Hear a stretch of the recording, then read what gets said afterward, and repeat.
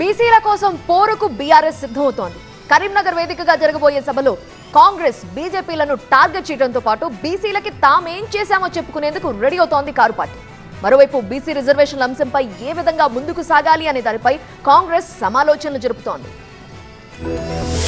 BC రిజర్వేషన్ల విషయంలో కాంగ్రెస్ మోసపూరితంగా వ్యవహరిస్తోందని ఆరోపిస్తోంది బీఆర్ఎస్. ఈ అంశంలో తాము కూడా ప్రత్యేకమైన కార్యాచరణతో ముందుకు సాగాలని డిసైడ్ అయింది.